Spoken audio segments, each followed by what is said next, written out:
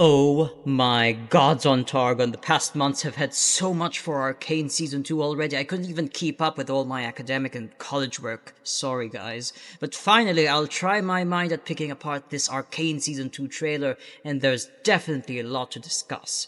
From the aftermath of Season 1's ending, is the Council dead? Is Mel dead? Is Caitlyn's mom dead? Is Caitlyn the new sheriff of Piltover? What is happening to Vi? Jinx is leading a revolution? Sevika helping out Jinx to lead a revolution? Sevika versus Caitlyn? The Medardas versus Piltover? I thought they were supposed to be allies. What the hell happened?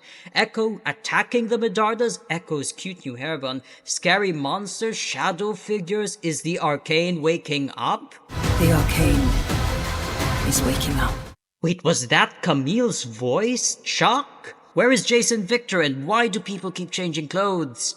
So many answers and yet so many more mysteries to pry open. You've come to the right place, fellow mind, so be in comfort as I, the embodiment of this mind, fully break down and analyze the powers that be in Arcane Season 2, here in mine mind. First of all, I would like to apologize for not uploading in a while. I just really didn't find the time, and while trying to juggle college with content, I was honestly left dissatisfied with my initial scripts. They felt rushed or not fully formed at all. But anyhow, here it is. This is my full breakdown of the Arcane Season 2 trailer. I hope you fellow minds will like it, and I'm looking forward to seeing your thoughts down below.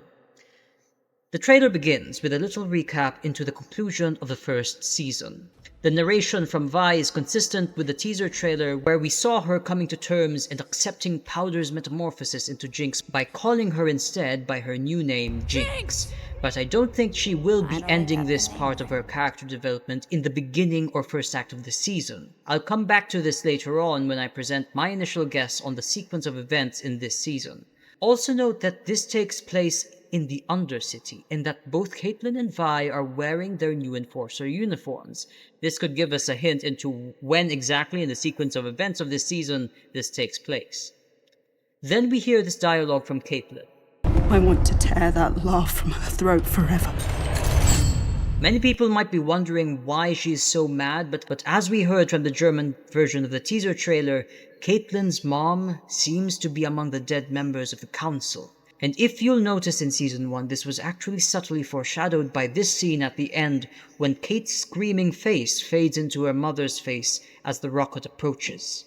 Then we see some clips of Vi. My hunch is that this punching bag scene may actually be either a flashback due to the rugged background akin to her prison cell, or this is her beginning her arc fighting in the underground pits, which we saw with the new teaser clip and later in this very same trailer.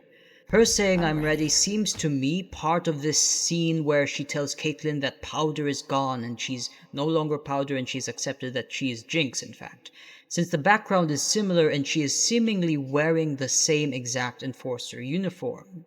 Now, we then see the main members of the task force Caitlyn planned to organize to extract Jinx from the Undercity. Let's go from left to right. The ginger girl, some have speculated to be Marcus's daughter, though I think that is unlikely, highly unlikely to be the case, since there would have had to have been a time skip of about, I don't know, maybe 20 years, and these events seem to be taking place not really nearly as long after the events of Season 1. The large guy we actually see again helping out Vi in her Undercity fighting pit arc. So this one might be an acquaintance of Vi who is also from the Undercity, suggesting possibly that Vi had a say in the forming of this task force. Then we have Caitlyn, who I speculate to have now been promoted as sheriff herself, coming full circle and matching her original lore, where she is indeed the Piltover sheriff, together with Vi, who was also supposed to be an enforcer in the original lore. So both of them are indeed rounding up their respective arcs when this task force is made. Then we see what seems to be a Vastayan individual to the right.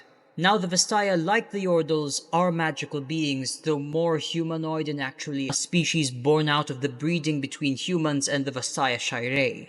Most of them are found in Ionia, but it's possible his family, this guy's particular family, were also refugees of the Rune Wars and have long left Ionia. Then in the same punching bag clip, we see Vi really breaking down this time. This may hint that this is before she comes to terms with what Jinx did in Season 1 in her whole arc to become Jinx, or as I said, possibly a flashback to her time in prison. That's also a possibility. Then we get a random view of the Hexgate Tower, with one airship right above near it. This may just be a filler clip or indeed a red herring, but it might also be suggesting that this scene might actually be important and something is actually going on in that aircraft. So perhaps let's just keep an eye on this scene when the episodes come out. Okay, now before we break down Ambessa Medarda's lines and scenes in the next few clips and scenes, because there's a lot to point out there and a lot of implications, let's focus more on Caitlyn in this scene. Now, I think she will be promoted to sheriff by the new council for her being right all along apparently about all that happened in Season 1. So this new council, which I will describe later who may be part of it, will recognize this and thusly promote her. To further this hypothesis, this scene of her staring over the city of Piltover as though she is looking after it, looking over it, looking after it, seems to be a callback to when her and Grayson looked over and looked at the city view, as Grayson told her that as a sheriff, it was her duty to protect and look after the city. So this scene may mirror and suggest that she is now the new sheriff presiding over the city. She also speaks and presents herself with great authority in both trailers so far. She gives commands of action plans with such declaration, like when she announced the creation of a task force and stipulated their objectives. This is in contrast to how she spoke and her seeming meekness in Season 1 when she was still under Marcus. Not to mention the beret she is wearing seems so official. It's really giving me sheriff vibes this season. But alright, now comes the interesting and frankly where the trailer starts to get way more complicated and indeed interesting. I do say they did a wonderful job of showing us a lot and yet hiding a lot from us at the same time. But okay, Ambessa Medarda, so she's proposing martial law to who we can only presume is the new Council of Piltover, more on them later. But what immediately struck me was her somewhat out of character attire. It's incredibly regal and ornate in contrast to her usual rugged and pragmatic clothes we see her in previously. And not to mention, to be honest, I'm kind of sensing a lot of Piltover ornamentation, a lot of Piltover design in this, instead of her previous somewhat Noxian and foreign clothes. This suggests a change, or at least a progression in her role this season. Now I think Mel is still alive, given my Solari Shield theory. Go check that one out. So I speculate that Ambessa has taken her place to represent her while she is still recovering from the blast of Jinx, and that's why she's in this ultra-regal formal attire that actually has some Piltover design instead of her usual foreign Noxian clothing. Which, if we indeed analyze her clothes, we see what I think is sun-like imagery on the hairdress she is using, further suggesting their ties to Solari magic as I theorized in their family. But who is she talking to directly here? That is the more interesting question. We see a figure seemingly sitting across her, only having their hand and chair visible, or what they're sitting on visible. As far as I can tell, this figure seems to have a long red sleeve with a white trimming and cuffs. The only one in the council that we know to have this exact style is Councillor Sallow, implying he survived. Which is surprising to me, since in my Mel Solari Shield theory, I used this visualization right here to demonstrate who the shield will possibly save and how it could also save Jace and Victor. Especially given the fact that the German trailer also confirmed that specifically only half the council is dead. But given my visual, having Sallow alive wouldn't make sense. But we will have to see, I suppose. The way I see it, there are three possibilities. Either they made a mistake or forgot where Sallow was sitting and my theory about Mel's armor is still true.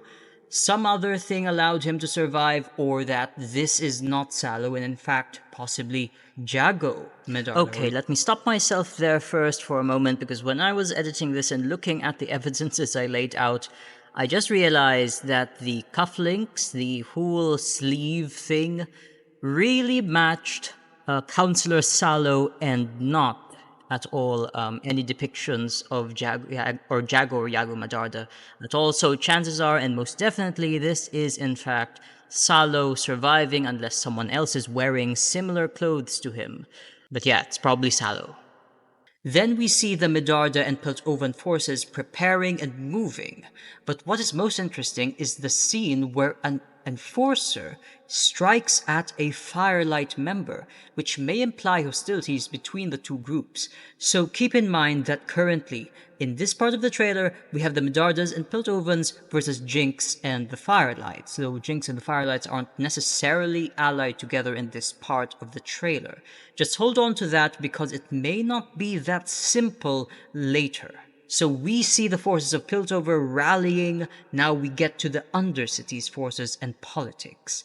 As a mirror to Vi, Caitlyn, the Medardas, and the ruling council, the new ruling council of Piltover, mustering their own forces and politics, in the Undercity, the coalition of Cambarons formerly under Silco may be treating with Jinx, who is being backed by Civica. This is implied by this image of the Cambaron penthouse, which interestingly still has Silco's symbol over the banners of the other barons.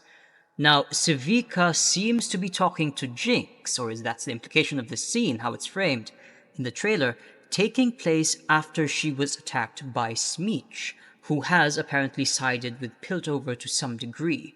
However, she might also be addressing the remainder of the Cambarons in the penthouse, asking them to support Jinx's war effort instead of trying to fight amongst themselves and give Jinx over to Piltover. But in any case, this certainly takes place after the Smeech scene, as Civica has already changed her look from then.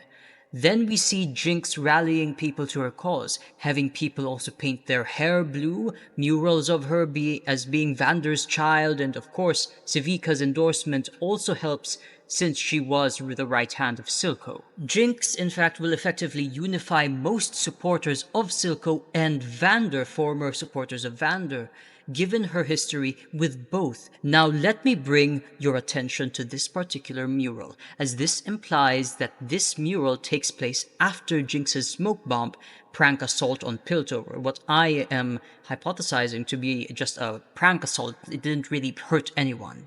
Unless this is supposed to be a cheeky little clue on what they will do in the future, instead of being made after the fact. So it could be Jinx giving hints that, oh, I'm gonna blow you up in this beautiful smoke thing. Now, I noticed that Vi was already wearing her emo-esque style in this. This implies that perhaps this takes place early on in the season, and maybe is what triggers Caitlyn to assemble a task force, and also what pushes Vi to accept her sister is in fact gone and now Jinx. I plan to make a dedicated video on my predicted chronology of certain parts of this trailer, at least the chronology I suspect that the plot at large will follow. Going back, notice the blue flare she uses to rally even more people to her side. It will probably hurt Vi so much if she sees this herself, as it has twisted what the flare was supposed to mean into a call for violent revolt, in contrast to the innocent and hopeful thing that she gave Powder to use it for in the first place.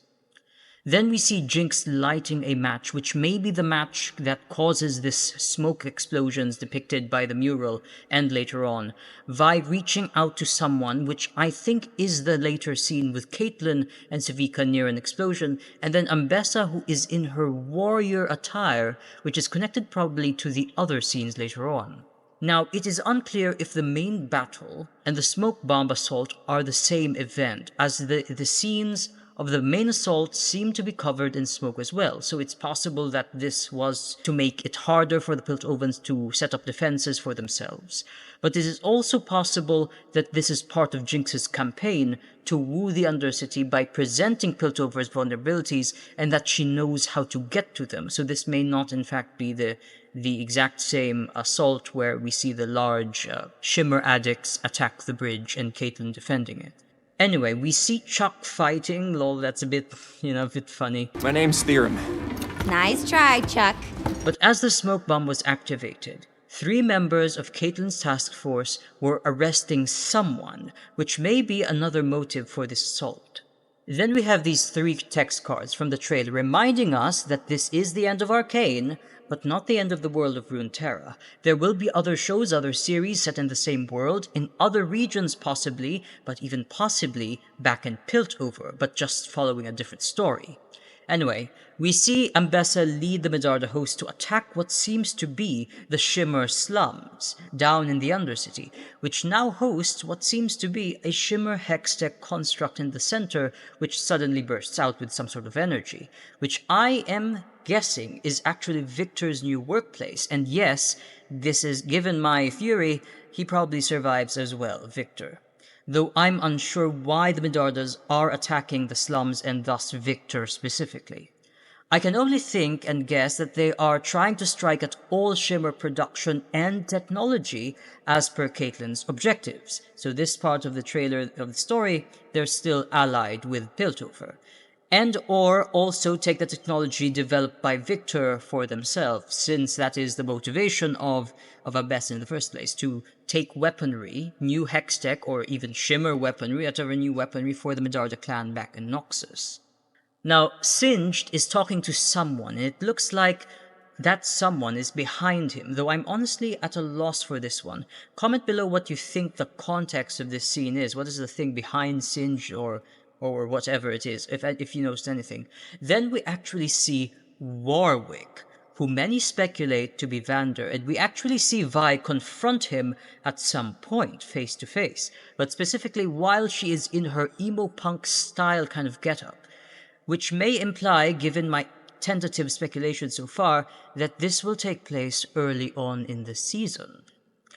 Then we see the Hexgate Tower, with some webs flowing into it, and the next scene are some people in the slums which are implied to be connected to these webs being controlled and possibly being controlled by it, and notice the details on their bodies, very similar to Victor's body after he used the Shimmer Hextech on himself, further implying that he has been experimenting and replicating his work on other people, on these people in the slums particularly. And then we have this somewhat posh cyborg lady voice telling us, The Arcane is waking up.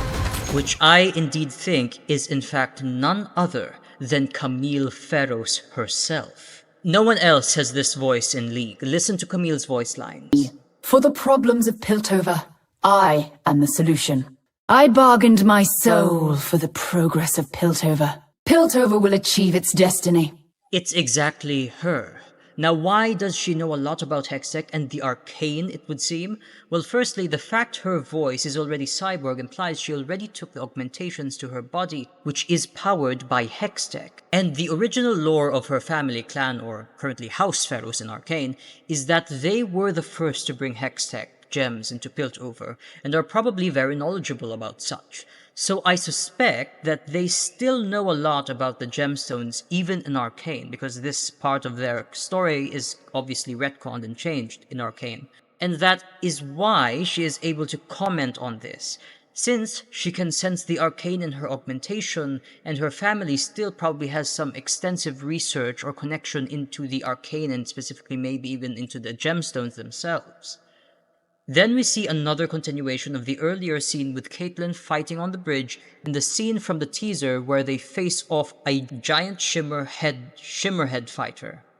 But then we see the firelights. At first you might think they're aiding the attack at what looks like a siege against Piltover, since they are attacking the Medardas, who are supposedly, on this point, allied to Piltover. However, as we see in these other scenes later on in the same event, Ambessa and her army seems to be fighting the Piltovans, and in fact have even brought a fleet of several Noxian ships. It seems that whatever alliances our characters start out with will change through the course of this season, which I honestly am excited to see unfold. The political deals and alliance swapping are part of my favorites in stories and fantasy. Maybe the Medardas or even Noxus at large has decided to aid Zon instead of Piltover, and why I mention Noxus as a whole is because of a character that appears later. It would seem, actually, Ambessa may not have fully orchestrated nor planned this backstabbing of Piltover herself, and in fact is just taking orders from someone else. I think, just like the Medardas, the Noxians as a whole also desire the technology of Piltover, which we know is true in the original lore, and since Piltover is actually being very restrictive with Hextech and Arcane, they turn instead to Zon, who are actually the ones who did make the destructive weapon that, Ambessa probably witnessed herself, via Jinx's creations. And this hidden plan and turn of events will indeed lead to Mel, I speculate, betraying and resenting her mother even further, leading her to poetically banish her from Piltover and divide the Medardas between Noxus and Piltover. This is possibly what will lead Noxus into their current state in the lore, with them supporting Zon and trying to infiltrate Piltover for their technology. And who exactly is orchestrating this? None other than the third member of the Noxian Triferic's ruling council herself, LeBlanc. This shadow is clearly her, though she is interestingly morphing back into her original form in a very ancient ruin aesthetic background. But what her exact plans and actions are, we will have to see when the season comes. Maybe, since LeBlanc and Camille both deal in espionage in their respective lore, they will actually both be trying to wage an information war in Piltover against each other, with Camille trying to figure out who LeBlanc is and eliminate her pawns and herself, while LeBlanc orchestrates a war to attain Piltover's technology. There, another thought worth its own video actually. Then we see Jinx using her other iconic weapon, her laser pistol, in what seems to be an alley or hallway, and then someone is tampering with a Hextech device and a component of what seems to be inside the Hex Gate malfunctioning. Then we see Echo wearing topside pilty clothes pulling on some sort of chain, as maybe part of his heist with Heimerdinger to infiltrate Piltover for some reason, to take a Hextech device it would seem. I think Heimerdinger is also a factor on why Echo decides to lead the fight to help the Piltovans against Jinx and the Medardas. Then we see this shimmer kind of object in a white void, probably as the tower was malfunctioning. And we see more of the scene between Caitlyn and Sevika. This clearly happens before she and Jinx rally the Undercity against Piltover, since Sevika still has her old look from Season 1. This is probably when Smeech decides to help Caitlyn apprehend Jinx. Jinx is also present in the battle with Caitlyn using a different Hextech gun. Now, the fact that Jinx is wearing something new in this battle scene, with the Medardas and Noxians assaulting Piltover, suggests that this battle right here, there are in fact two main battles. The first one, mainly on the bridge, with Jinx first rallying initially with the help of Sevika, the Undercity people, against Piltover with the smoke assault and the bomb assault and everything. And this one where Jinx is allied with the Noxians, so the alliance has shifted, and the Firelights are helping defend Piltover against what seems to be a siege by the former. And we know the Firelights are sided with Piltover since Vi and Echo seem to help each other out in this fight, and Vi is clearly wearing her new standard Piltover Enforcer uniform here, so she is on the side of Piltover. Then many scenes flash before the trailer ends. A mirror of Jace's flashback, but this time the world of Runeterra is replaced with the shimmer orb we saw in the void. Then a girl that may be the same girl we saw standing next to Jinx in the teaser. Then Victor, not Jace, who apparently has taken Jace's gem, or at least that's what I think, and embedded it into his arm. And this is implying that Jace is dead, unlikely in my opinion, due to my own theory about who survives the council, but it wouldn't even make sense for this figure to be Jace, since why would he do this and be in the slums? This is probably Victor leading his Shimmer cult in the slums, then you have LeBlanc, and then Vi versus Warwick, or confronting Warwick, who might be Vander. Heimerdinger's Hextech heist, and then we see a malfunction in Jinx's gun while she and Vi fight in Janna's ruins under Piltover and Zon in the ancient ruins of Oshravazon.